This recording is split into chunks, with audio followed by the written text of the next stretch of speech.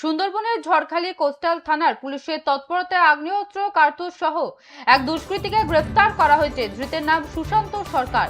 Police সূত্রে খবর, গোপন সূত্রে খবর পেয়ে মঙ্গলবার গভীর রাতে ঝড়খালির ত্রিদীপ নগরের একেজি কলোনি এলাকায় একটি বিশেষ তল্লাশি অভিযান চালায় পুলিশ। সেখানে সন্দেহজনক অবস্থায় সুশান্তকে আটক করে তল্লাশি চালানো হয়।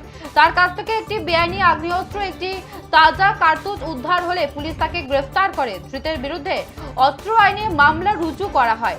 উদ্ধার হওয়া আগ্নেয়াস্ত্র কোথা থেকে এলো এবং এর পেছনে অন্য কোনো অপরাধ চক্রের যোগ রয়েছে কিনা তা খতিয়ে দেখছে পুলিশ। বুধবার ধৃতকে বারুইপুর আদালতে তোলা হয়।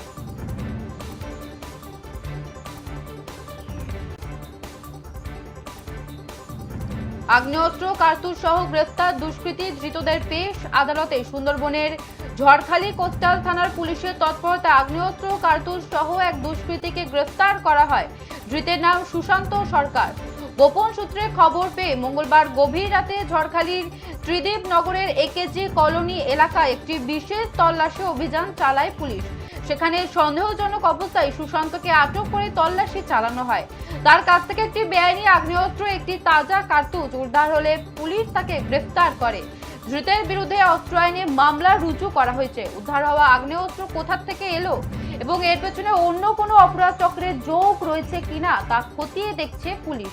বুধবার ধৃতকে বারুইপুর আদালতে পেশ করা হয়।